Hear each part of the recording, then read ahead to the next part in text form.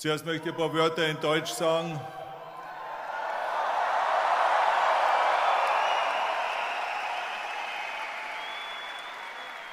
Ich bin sehr glücklich, hier in München zu sein, weil München ist für mich eine sehr wichtige Stadt. München war für mich das Sprungbrett nach Amerika.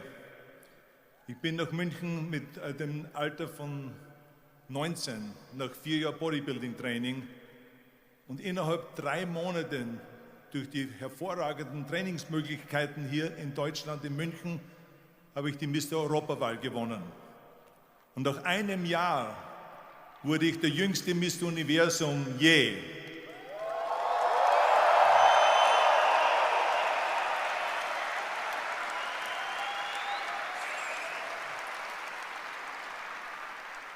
So, meine Karriere, meine internationale Karriere hat hier in München begonnen. Und das werde ich nie vergessen. München ist eine der schönsten Städte in Europa und ich liebe immer nach München zurückzukommen. I'm here to talk about success, right? And the way we have set it up is that I'm going to talk about my first 3 rules right up here on stage, and then I'm going to sit down with Jürgen, and he's going to talk to me about the last 3 rules, because there's 6 rules basically that I always have laid out that are the rules of success. Now let me get right away to the first rule of success. The first rule of success is to have a vision.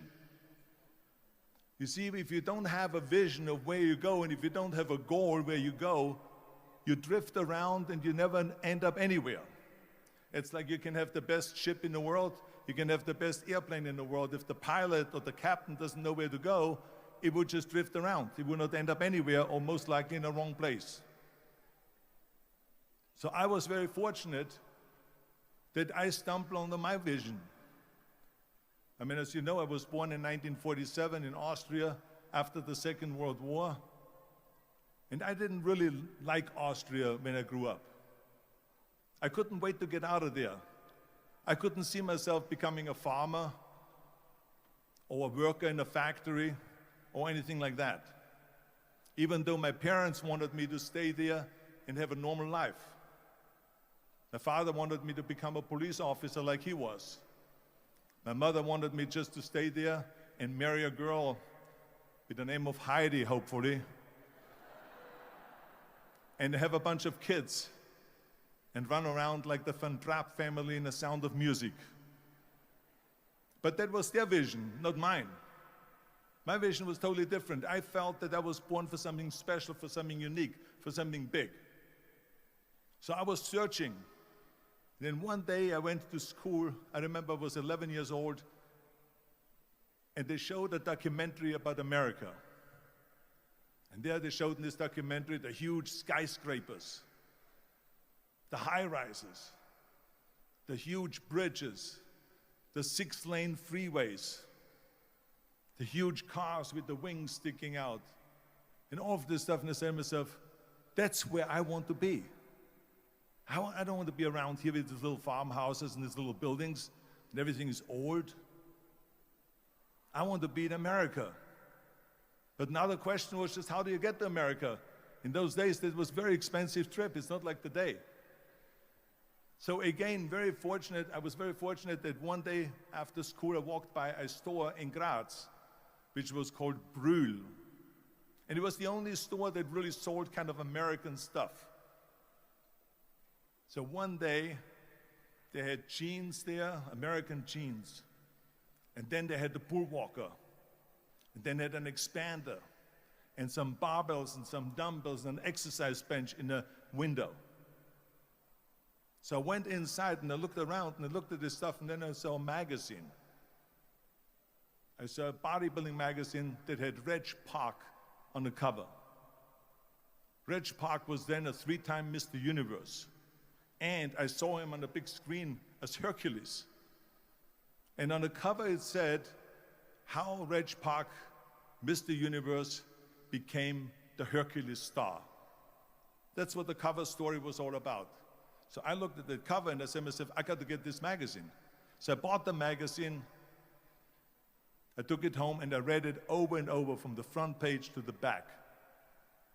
It had everything in there, how he trained, how he was working out in Leeds, England, in a factory town, how he worked out every day for 3-4 hours and became the strongest man of Europe, and how he won Mr. Europe, Mr. Great Britain, and then eventually Mr. Universe. And how he won the second Mr. Universe and the third Mr. Universe. And how he was discovered to play the starring role in Hercules. I read that and I said to myself, wow, this is the blueprint for my life. This is exactly what I want to do. I want to become a bodybuilding champion just like Reg Park. I want to get into movies just like Reg Park. And I want to make millions of dollars and be rich and famous just like Reg Park.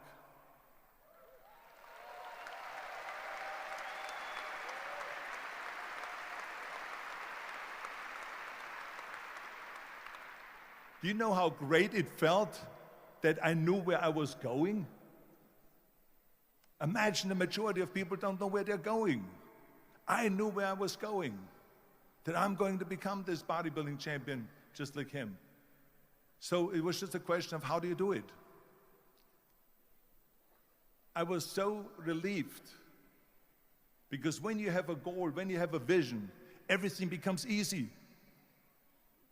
Because remember that in America, for instance, when you study, you will see the percentage of people that like their jobs.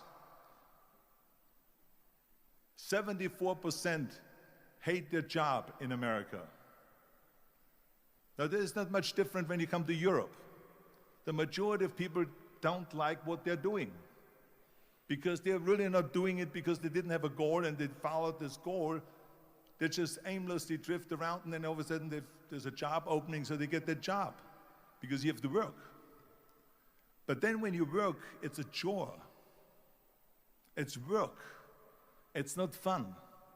So if you think about only a quarter of the people really enjoy what they're doing in life, that is unbelievable if you think about it. So I felt so blessed that I knew what I was doing. It's like a medical student that studies and knows he wants to become a doctor. You know where to go. So I knew where to go. So people always ask me, when they saw me in the gym in the pumping iron days, they say, why is it that you're working out so hard? 5 hours a day, 6 hours a day, and you have always a smile on your face. The others are working out just as hard as you do, and they look sour in the face. Why is that? And I told people all the time, I said, because to me, I'm shooting for a goal. In front of me is the Mr. Universe title. So every rep that I do gets me closer to accomplishing that goal, to make this goal, this vision turn into reality. Every single set that I do, every repetition, every weight that I lift will get me a step closer to turn this goal into reality. So I couldn't wait to do another 500-pound squat. I couldn't wait to do another 500-pound bench press. I couldn't wait to do another 2,000 reps of sit-ups. I couldn't wait for the next exercise, for the next half hour of posing and all the kind of things that you have to do to be a champion.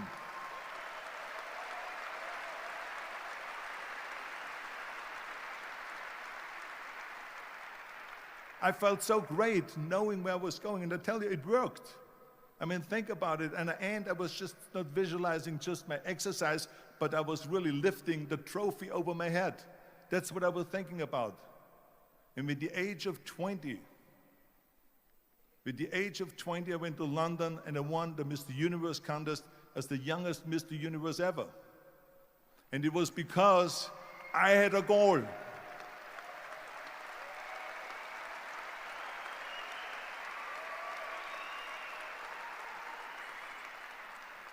And this is no different than anything else, what I'm talking about. This is not just about bodybuilding. It was the same in acting. I remember when I was doing Conan the Barbarian. I was crawling on the rocks with a sword in my arm, crawling on all four. And of course, being that it's Conan, I didn't have clothes on or anything like that, right? So I was kind of, my knees were bare, my elbows were bare and everything else. And I'm crawling on the rocks. So after 10 takes, my elbows were bleeding and my knees were bleeding.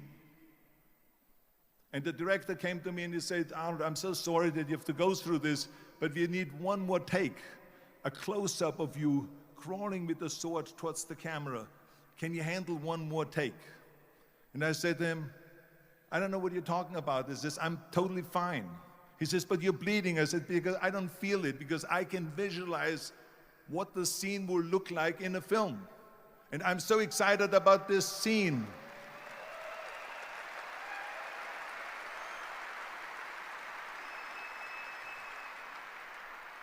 I was visualizing crawling up behind Thulsa Doom, which was played by James Earl Jones. Crawling up behind Thulsa Doom with the sword slowly, and then rising up behind him and whack, cutting his head off. And the head spins in the air, slowly with blood all over the place, and slowly falls down the steps and rolls down the steps. And his body slowly falls sideways. That was what I was visualizing, and that was very important because he, in the movie, killed my parents, killed Conan's parents. And that was revenge. And he always said that flesh is stronger than steel. And I wanted to prove to him that no, steel is stronger than flesh. And so I had this in my mind. And so this is why it didn't matter if I had to do another 50 takes or 100 takes, no matter how much I bleed on my elbows or my knees. I saw that vision of the perfect scene, and it was an important scene, and I would do it over and over again until we got it.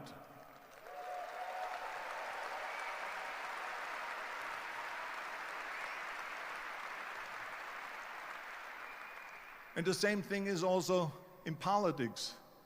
I remember that in politics, I had a very clear vision that I will be the leader of California. That's as far as I could go because I was not born in America, so I could not run for president. So being the governor of the fifth largest state, I should say the largest state, the fifth largest economy in the world, was for me really the ultimate title, the ultimate accomplishment in politics. So even though people came up to me and says, why don't you go and run for something smaller, you're never gonna make it. I ran for governor, and then 2 months later, I became governor of the state of California. Again, because I had a very clear vision what I'm going to do with California. So let me tell you something, visualizing your goal and going after it makes it fun. You got to have a purpose no matter what you do in life. You got to have a purpose. So that's rule number one, have a vision. Rule number two is, don't listen to the naysayers. Don't listen to the naysayers.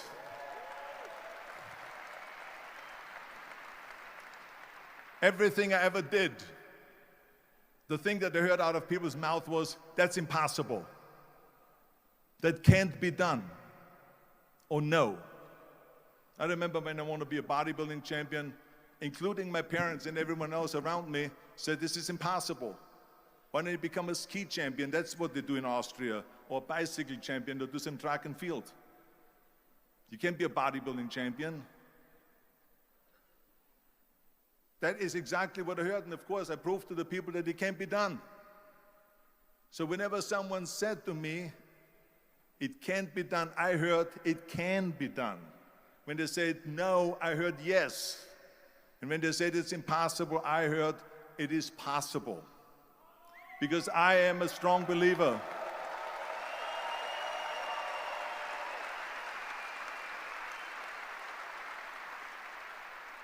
I'm a strong believer of what Nelson Mandela said, that everything is always impossible until someone does it. Well, I'm going to be the one, I said to myself, I'm going to do it and I'm going to show it to them. Maybe it has never been done before. That's perfectly fine with me. But I'm going to do it. And I did not listen to the naysayers.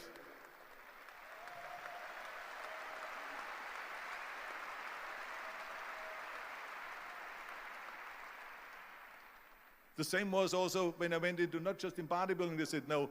When I wanted to come to America, when I wanted to go to America, they said it's impossible. There's no money that you have to fly even over there. You have no money when you go over there to live with.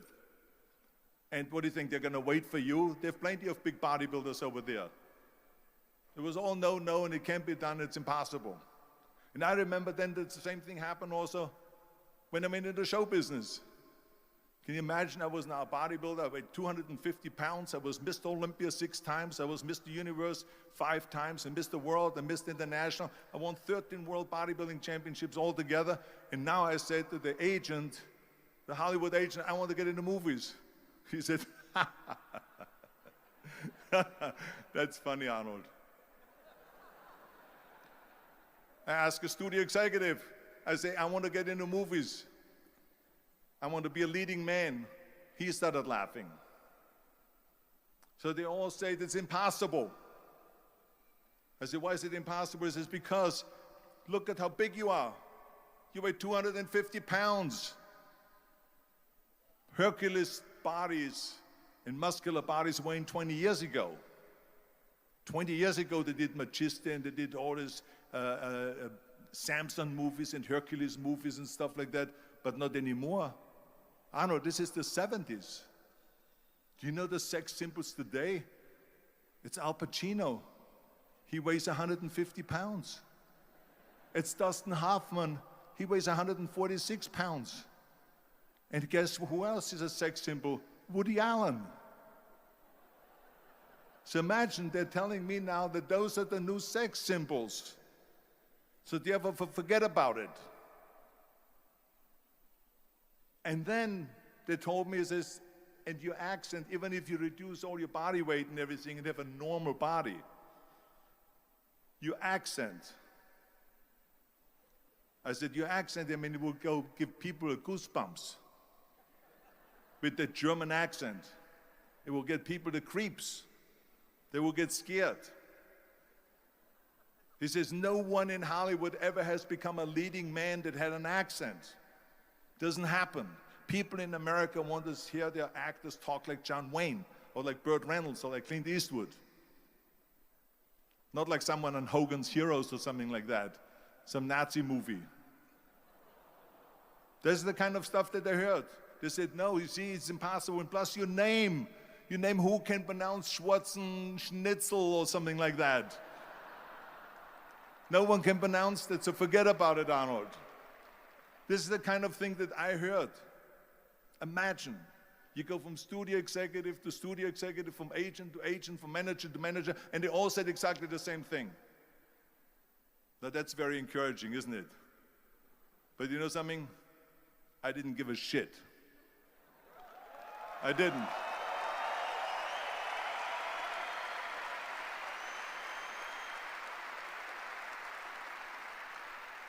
Because I believed that I can be a leading man. I believed that I could be another Clint Eastwood, or another Burt Reynolds, or another Warren Beatty, or whatever those characters were, Charles Bronson, and so on. I believed that I could be those people. I said, there's enough room on that ladder that I can fit up there. And I looked back again and learned from what I learned in sports. In my case, in bodybuilding. It's all about the hard work that you put in. I said to myself, in bodybuilding, I worked out 5-6 hours a day. I'm going to do the same thing now for acting. And of course, I went to college to study English. I studied voice, accent removal, acting classes, and all of this stuff, all day long. I worked and I worked and I worked. And within a short period of time, I made one movie called Hercules in New York, which of course went right into the toilet.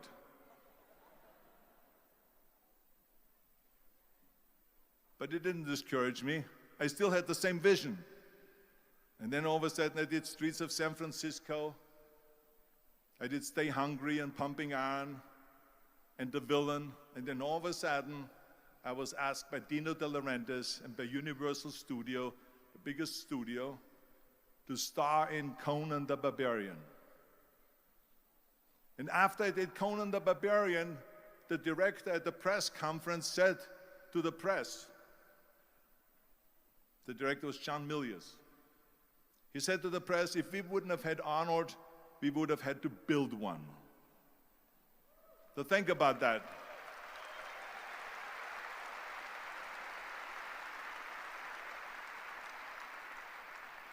The very body that they said can never be sold because the time is wrong. A few years later, I'm doing Conan the Barbarian, and it was the #1 hit at the box office when it came out in the summer of '82. Think about that. And the director says, if we wouldn't have had his body, we would have had to build one. So all of a sudden, my body became an asset, not a liability. And the same thing was with Terminator. After we were finished filming Terminator, Jim Cameron said to the press, if Arnold wouldn't have had that accent and talked like a machine, I think the movie wouldn't have worked. So think about that. The body and the accent that they attacked was an asset.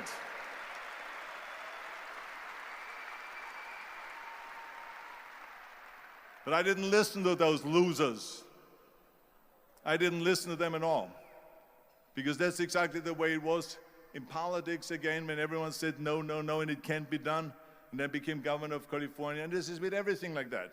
This is just the reality of it, is that you cannot listen to the naysayers. So this is a very important lesson for all of you.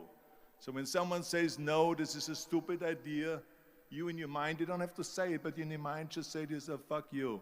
You're an asshole. What do you know?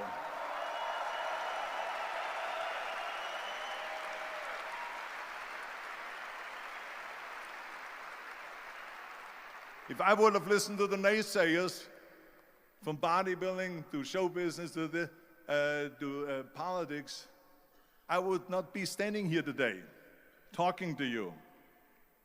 I would be in Austria in the Alps yodeling. That's right. I will be in Austria, still left, yodeling. That's what I will be doing, exactly. So this is why I say don't listen to the naysayers.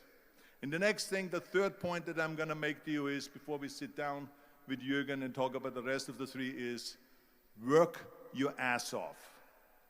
There is no magic pill. There is no magic out there.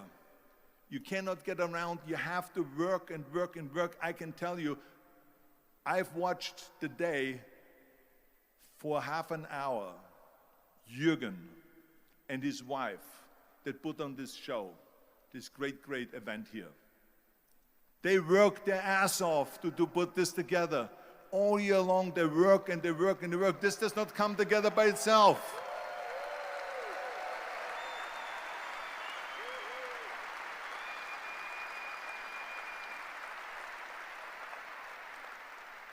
For half an hour, they were running around and making phone calls and doing this and that and talking to their aides and make sure this is happening, make sure there's the water out there. Talking about water, love water. Make sure of this and make sure of that and all that stuff. So it's work. And it drives me crazy when people say that they don't have enough time to go to the gym for 45 minutes a day and work out. Or to do something for 45 minutes to an hour a day to improve.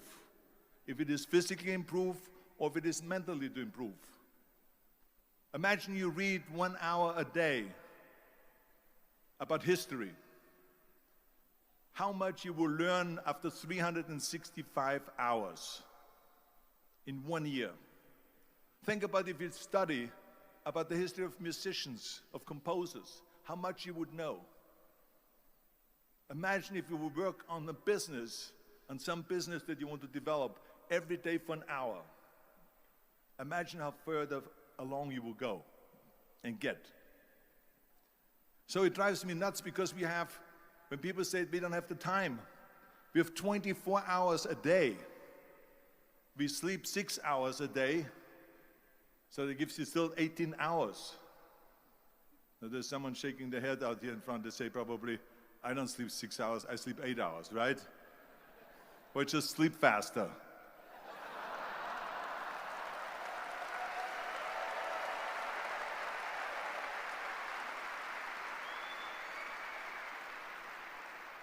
So we have 18 hours a day. The average person works around 8 to 10 hours. So let's assume it's 10 hours, so we have 8 hours left. Then you travel around an hour a day, maybe 2 hours a day.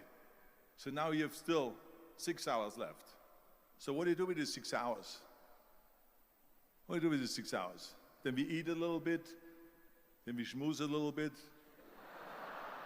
talk a little bit to people and all that stuff. But you can see how much time there is available if you organize your day. So you got to work hard. I mean, let me tell you something. When I went to America, I went to college. I went and worked out 5 hours a day. And I was working on construction. Because in those days in bodybuilding, there was no money. I didn't have the money for food supplements or anything. So I had to go to work. So I worked on construction. I went to college. I worked out in the gym, and at night, from 8 o'clock at night to 12 midnight, I went to acting class 4 times a week. So I did all of that. There was not one single minute that I wasted. And this is why I'm standing here today.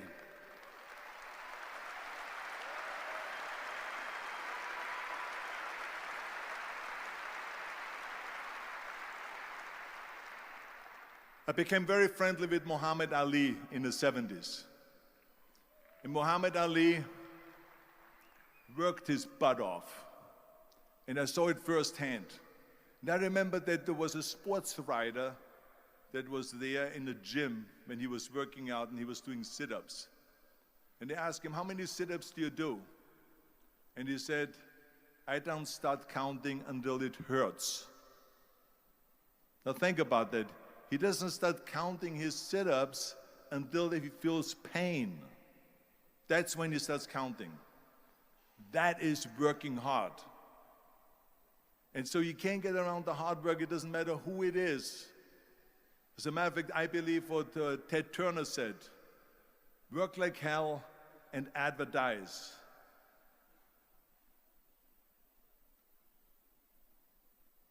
You get it?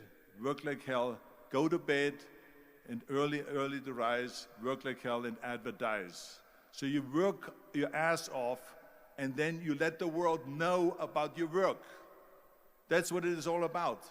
Let people know if you have a company, if you have a movie, if you do a sports, work your ass off, but then advertise and let everyone know. So this is what it's all about. So anyway, so those are the 3 main rules that I have here for you today, right here. And then the rest of it we talk about when we sit down now. I think that Jürgen said he's going to pull out some chairs. Then we're going to talk about the other one, which is, of course... Okay. Ja, lieber Arnold, du hast uns jetzt 3 deiner Erfolgsregeln schon einmal mitgeteilt. Aber ich weiß aus verschiedensten Vorträgen, die ich von dir schon gesehen habe, dass es dann noch ein paar wichtige gibt, nämlich wie wichtig ist dieser Plan B, wo viele sagen, man braucht einen Plan B, man braucht einen Plan B, ein Plan reicht nicht aus, du musst auch auf Nummer sicher gehen. Was sagst du dazu? Well, I hate Plan B. And I tell you why.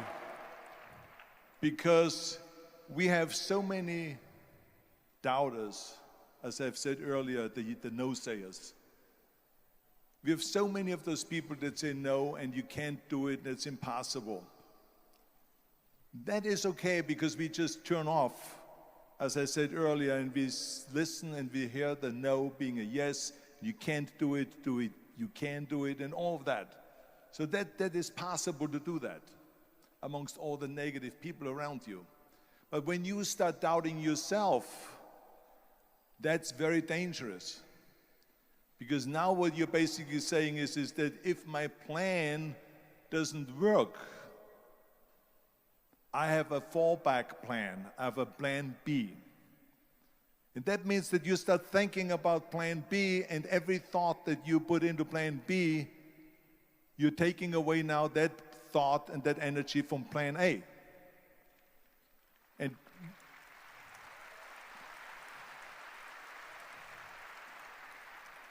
And it's very important to understand that we function better if there is no safety net, because plan B becomes a safety net. It says that if I fail, then I fall and I get picked up and I have something else there that will protect me.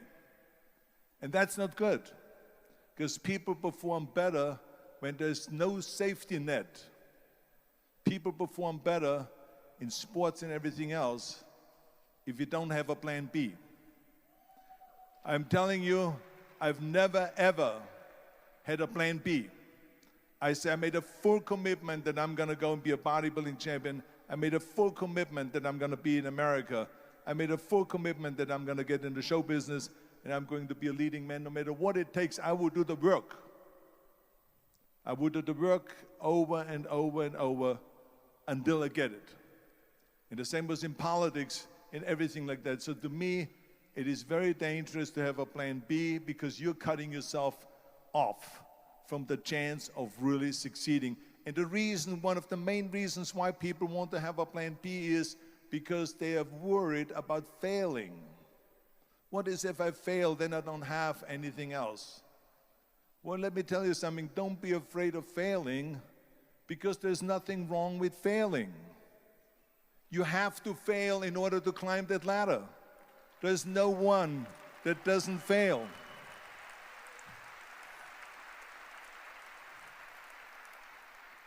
Michael Jordan said in one of his interviews, when they said, "You're unbelievable, you're the greatest basketball player of all times." I mean, tell me about that. And he says, "Well, you're just mentioning the successes." But he says, "For me to become the greatest basketball player, I missed 9,000 shots when I was playing basketball at the NBA games." So during these games that he was so successful, he missed 9,000 shots. Does it make him a failure? No. He's one of the greatest basketball players of all times, but he failed 9,000 times. Do you get it? We all fail. It's okay.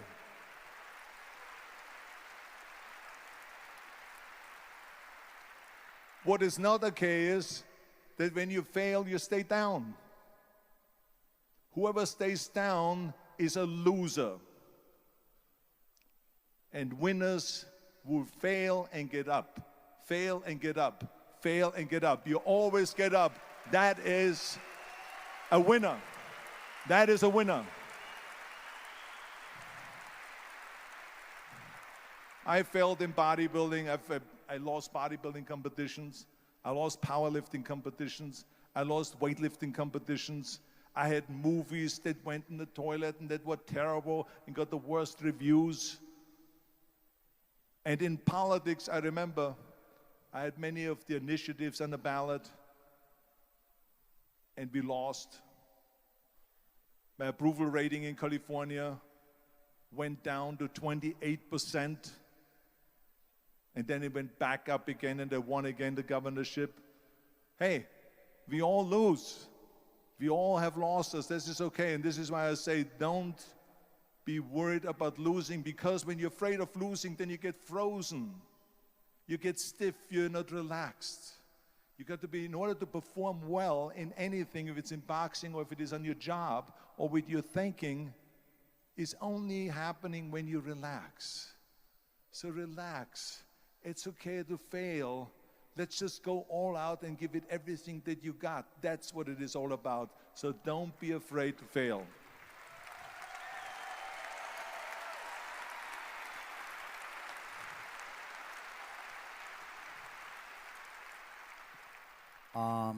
My wife Kirsten and I, we have a foundation and build up schools in Africa for poor children. So because I think it's very important when you are successful to give back to the society, give back to the world. What is your opinion to this? I absolutely agree, and I think this is one of my 6 rules to success. You can only feel complete as a person if you think about what can you do for your fellow member around you that maybe needs help. I felt like that everyone has a different motivation, why you get into that. I was an immigrant going to America, and I saw how America was the most generous country in the world. I mean, they opened up their arms to me, they helped me, they invited me for Thanksgiving dinner, the people. They brought me, the bodybuilders in the gym brought me plates to my apartment because I had no plates, I had no silverware, I had no bedware, I had no pillows, I had no blanket, I had no TV, I had no radio, I had nothing. They brought it to my apartment. They helped me. And I saw that firsthand, this generosity in America. And I said to myself, as an immigrant that is being embraced with open arms, that I need to go and make sure that I give something back. Because I started thinking about how did America become such a great country? How did America become such a generous country? Well, I look back in history and I realized that people have fought for America, and people have died for America, and people have suffered for America. And so it's my job now to contribute to keep it as being the #1 country in the world. And this is when I started feeling obligated, and I said to myself, so what can I do? I'm a bodybuilder, what can I do? Well, then I realized when I saw Special Olympics that I can help and train Special Olympians. And so we started getting involved in Special Olympics, and in no time, I proposed to them to start powerlifting in Special Olympics, to have deadlift, which was a safe thing to do, and to have bench press, which was a safe thing to do. And it became the #1 sports in Special Olympics, powerlifting. They always have a packed hall of 5,000 people. And I became the national trainer and the international trainer of Special Olympics.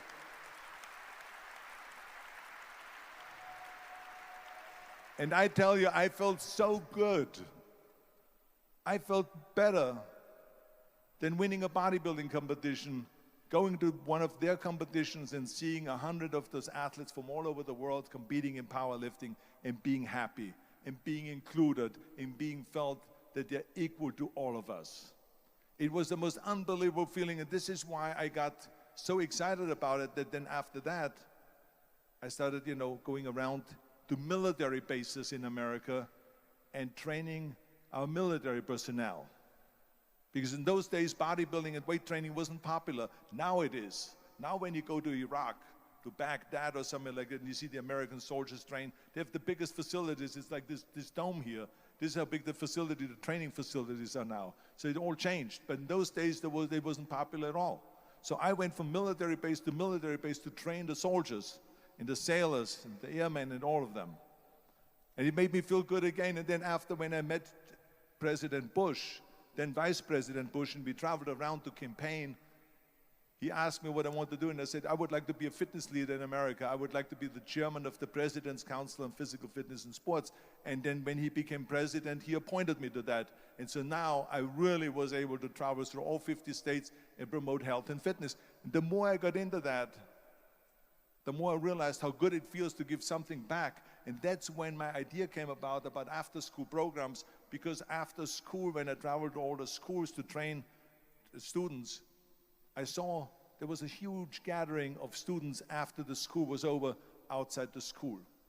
And I asked the school principal, what are all the students doing? And he said to me, Arnold, you have to understand that 70% of the kids in our schools, they come from parents where 70% of the parents are both working.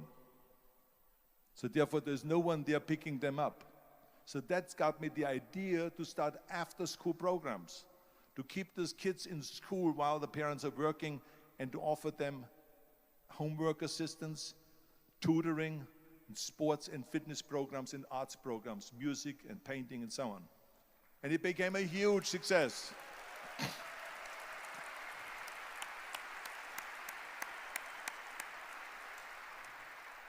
So as you know, it becomes addictive. So it becomes addictive. So then when they became very successful, now we have after-school programs all over the United States. Then, of course, when 2003 happened, where there was a governor's race in California, I said to myself, now is my chance to jump in there and to really give everything. And people said to me, he says, are you crazy to run for governor? When you're governor, he says, you cannot go and make movies anymore. I said, well, duh. I mean, I know that you can't run the state and make movies. Of course not. He says, well, you would lose all these millions of dollars. I mean, you're getting 20, 25, $30 million a movie, you will lose that. I say, I don't care. I say, all the money that I made is because of America. My success is because of America. Everything that I've accomplished is because of America. I say, so for me now to give something back for 7 years and not to make money makes no difference to me. I say, I'm going to do it. And I jumped in the end of the race and did it. And let me tell you something. I'm not poor because those 7 years I didn't get paid. I'm perfectly fine. And it made me feel good that I could give back to America.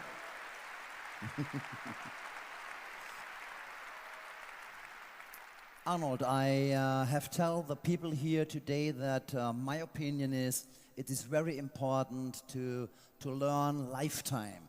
Don't stop in learning, go on, go forward. And what do you think about learning? What do you think about to have a coach? Is it important to have a coach? Is it important to have someone who can tell you what you are doing, who can help you? What is your opinion to this? Well, I think that every day we are benefiting from someone helping us. That's why I said earlier, there's no such thing as a self-made man. I mean, when you think about it, you're born and you need your parents to raise you. You need your teachers to teach you. You need your coaches to do sports. And so when I think about back of the people that helped me, as a matter of fact, one person, where's my friend here, Albert Bussek? Is he sitting here somewhere? Where is he sitting? Albert Bussek, come on out here for a second. Come on out here for a second.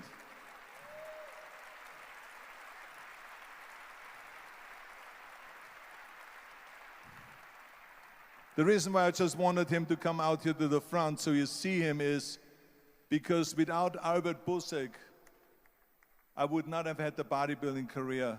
Stay right there, Albert, and look at this way so they can see your face. Exactly.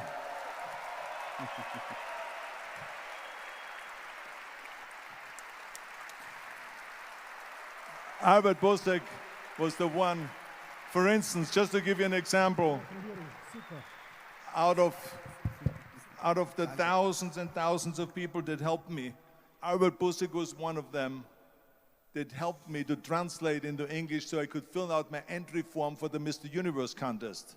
And then he flew with me to London to the Mr. Universe contest.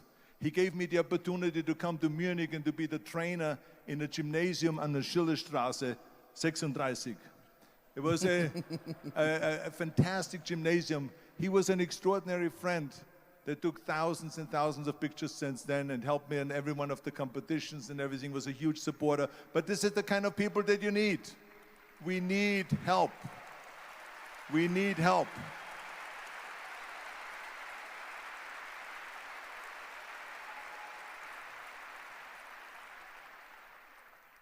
I remember that everything I did always needed help. Think about it when someone says, Arnold, you're the greatest self-made man. I said, you can call me anything you want. You can call me Arnie, you can call me Schwarzi, you can call me Terminator, you can call me Governator, but don't ever call me self-made man. I said, because I did not get to that point by myself. I mean, think about just to be successful in the movies.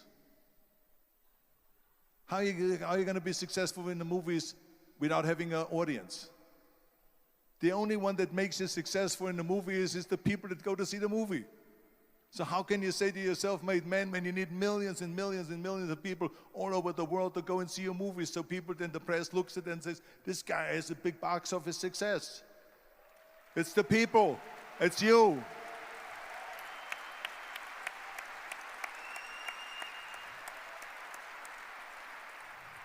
Imagine if Jürgen and I both think that we're self-made people and this hall right now is empty. No one here. Do you think this will be a successful conference? No. Who makes it successful is not him and me. We are just one little molecule that is added to the equation. But you are the ones that make this conference a successful conference. So thank you, all of you, for being here today. You are the ones that is making it big.